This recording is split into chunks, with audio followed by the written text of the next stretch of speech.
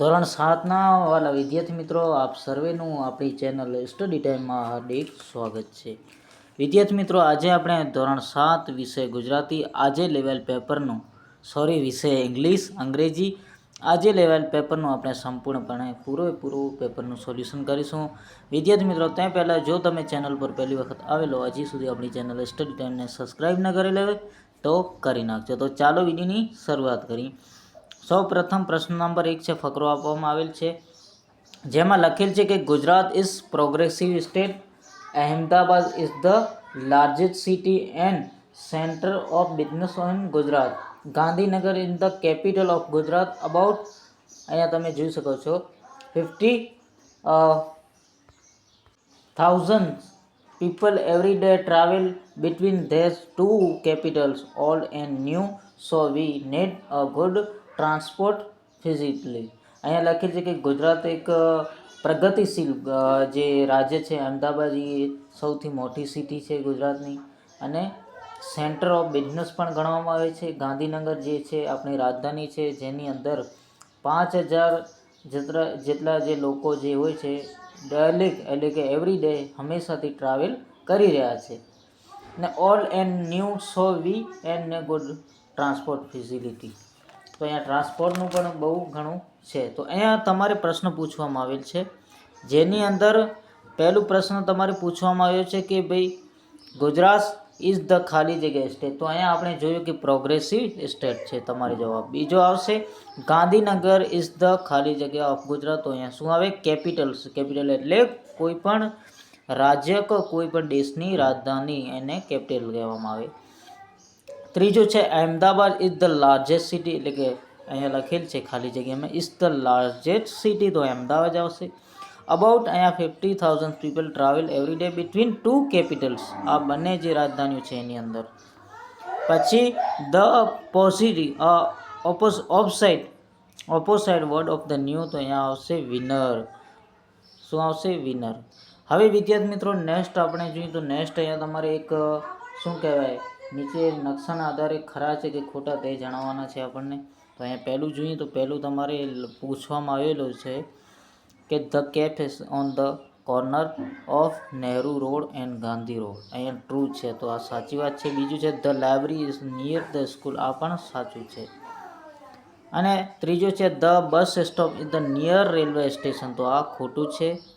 The bus stop is the near railway station, કેમ કે bus stop જે હોય રેલવે સ્ટેશનની નજીક છે જ નથી ને. અહીંયા તમે જોઈ શકો છો. The cinema mall is the opposite to museum, તો નથી. અહીંયા પાંચમું છે the hotel in the corner of Koyal road and Nehru road, તો આ સાચું છે. હવે છે પ્રજ્ઞાચુસ્ત વિદ્યાર્થી માટે નિશાળથી તમારા ઘરે જતા રસ્તામાં શું શું આવે તે લખવાનું છે તમારે. વિદ્યાર્થી મિત્રો અહીંયા આપણે જોઈએ તો તમારે જે પ્રશ્ન છે એની અંદર તમારે પૂછવામાં આવેલ છે. તો અહીંયા આપણે જોઈ લઈએ. પહેલું અહીંયા તમારે લખેલ છે વુમન વીર કુર્તા પ્યાજમાં, તો અહીંયા લખેલ છે 10 વુમન વેર કુર્તા પ્યાજમાં. આ પ્રશ્ન ચિહ્ન કરવાના છે અને તમે જોઈ પણ શકો છો આવી રીતે લખેલા છે પ્રશ્નોના જવાબ. બીજો પ્રશ્ન છે નવરાત્રિ મીન્સ 9 નાઇટ, તો અહીંયા લખે ડુ નવરાત્રિ મીન્સ 9 નાઇટ. પ્રશ્ન પૂછવામાં આવે છે.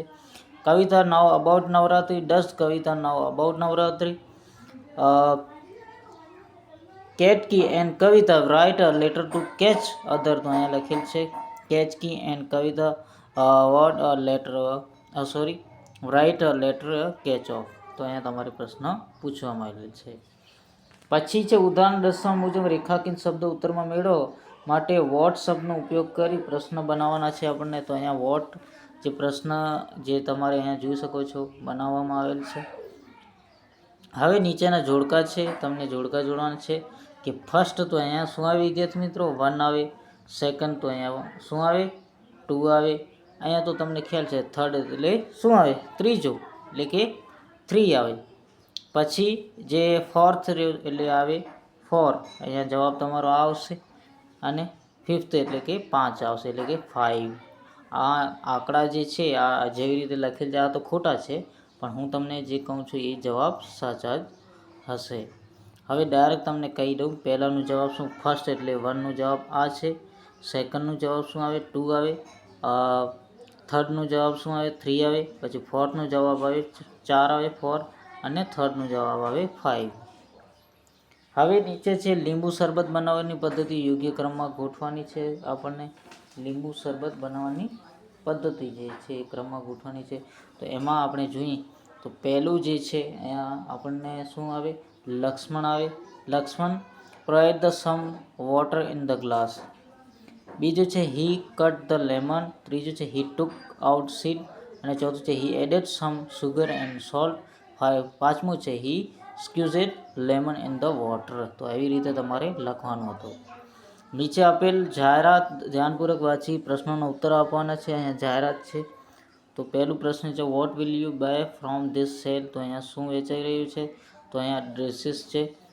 બીજું છે વેર ઇઝ ધ શોપ. તો એ શોપ ક્યાં આવેલ છે? તો આપણે જોઈએ શોપ ક્યાં આવેલ છે.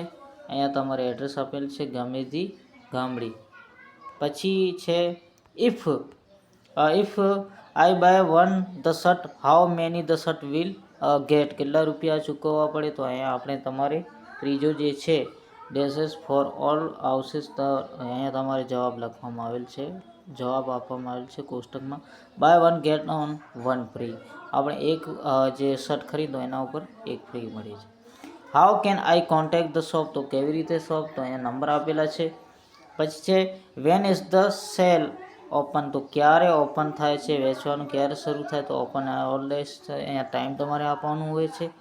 પછી આપણે જોઈએ તો વિદ્યાર્થી મિત્રો નીચે આપેલ ક્રિયાઓનો યોગ્ય ખાનામાં મૂકો. ક્રિયાઓ છે અહીંયા ફાર્મર છે તો અહીંયા સો ધ સીડ આવશે. અહીંયા તમારે ઉપર તમે જોઈ શકો છો કે લખેલું જ છે plough of the field, message the cloth, makes beautiful garden, gets a good. તો અહીંયા crop on the sow in the shade જવાબ આવે. પછી તો પ્લાવ ઓફ ધ ફિલ્ડ તો અહીંયા આવશે. પછી છે મર્સ્યુઝ ધ ક્લોથ. તો અહીંયા આવશે મર્સ્યુઝ ધ ક્લોથ. હવે વિદ્યાર્થી મિત્રો અહીંયા તમારે નીચે આપેલ સમયપત્રકનો અભ્યાસ કરો અને પ્રશ્નનો ઉત્તર આપવાના છે. તો અહીંયા તમે અભ્યાસ જોઈ શકો છો અને પ્રશ્ન પણ જોયો. પછી આપણે નીચે આપેલ વિધાનો સાચું વિધાન શોધી લખવાનું છે. તો અહીંયા છે Shankar drive the car, Shankar drive the car. આવી રીતે આપણે વિધાન સાચું કયું છે એ જોવાનું છે. તો બીજું છે Shankar does not the facility.